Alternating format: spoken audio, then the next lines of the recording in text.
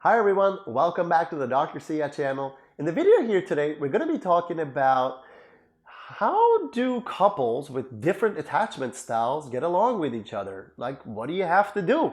It's a really big question, but one of you viewers out there asked me this, so I'm going to try to answer it in 5 minutes or less. Let's get started.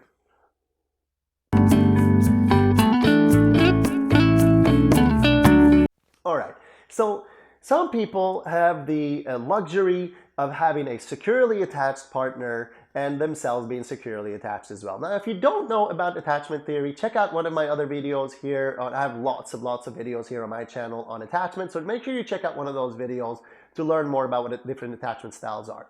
Now, securely attached people, obviously secure attachment is sort of the goal in psychotherapy, is to help people to be as securely attached with other people as possible, if the environment, of course, provides and allows for that kind of attachment.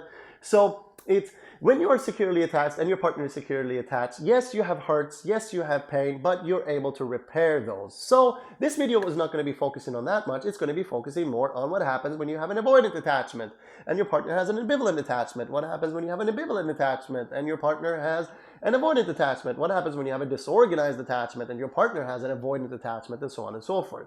So let's just try to focus on that a little bit. So what is, the question to ask here is, what do you do about it? The question is, what do you do about it? Well, there's only really one answer to that, and that is a combination of take yourself off to therapy, take yourselves off to therapy, and communicate better. So that sounds like, all right, well, okay, that's a throwaway answer, but let me just tell you why that's the case.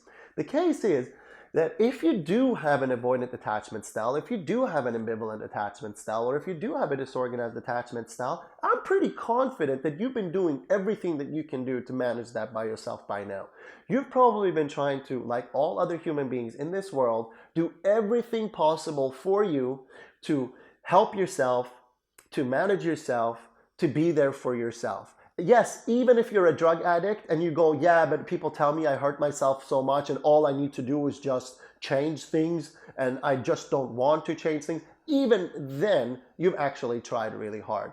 So that means there's something getting in the way here. There's something getting in the way within you that you are not able to touch, you're not able to reach, you're not able to understand. On a logical level, you go, I understand that my partner loves me. I understand that, but anyway, as soon as they leave home, I'm up their throat, right? I know that they love me, but as soon as they leave home, I call them and I send them text messages and I say, you've hurt me and you don't love me and you don't like me and you're going to abandon me.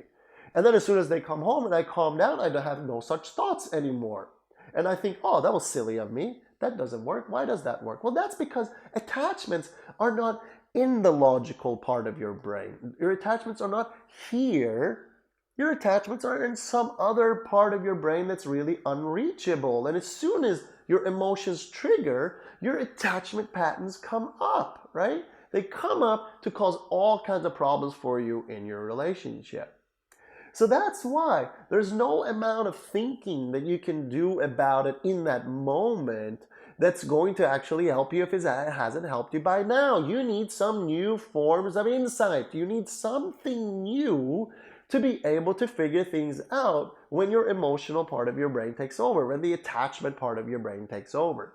So why then therapy? Well, that's what, for example, ISTDP therapy is developed to do, is to help you identify those unconscious attachment patterns that would otherwise trigger in your relationship, to help you identify those such that you can do something about them in the therapy room. And when they next happen with your partner, you'll be going, oh, there is that thing that me and my therapist have been working on. Now I can see it. Now I can do something about it. And now I'm not going to let it get in the way anymore. That would also help you tell what's your attachment and what is your partner's attachment, because you'll start seeing your own stuff more. You'll know what's not your stuff and what actually seems to be your partner's stuff. That's why also couples therapy is so helpful, because here now the couples therapist can see the two of you play out your attachments and start giving you tips and tricks and pointers into actually learning more about the other partner's attachment style. Of course, there are books you can read to more understand how it is that your brain is functioning. One of the books is sort of here. I have several other books as well that I keep putting in the background here in my videos, so you can sort of keep an eye on them. And of course, the biggest thing then is that once you know about your attachment style and you know about your tendencies and your patterns, you have to communicate with your partner. That's when you have to start talking to your partner about what you need, what you require, how you tend to react to different situations, what your tendencies are, so that your partner can start learning that your tendencies are not because of something you choose, but it's because of something that happens for you automatically and you are doing something about it. So yes, it does come eventually down to communication, but it also comes down to insight. It also comes down to motivation. It also comes down to love, to the need and the desire of wanting to be with another person and wanting to heal yourself so that you can genuinely be with yourself, but also genuinely be with the person in front of you, as opposed to being with the people in your past instead of the person in front of you. That might seem a little bit complicated to understand, but I promise you, if you ever go to therapy, one day you'll understand that sentence perfectly. I hope you enjoyed the video. Please subscribe, please like, let me know what you think. Drop a comment, let me know what else you would like for me to make videos about, because that's what I'm doing right now. I'm making several videos that I've written a list down there on the floor of comments that you guys have made. So that's what these videos are about. Thank you so much, and I'll see you again next time.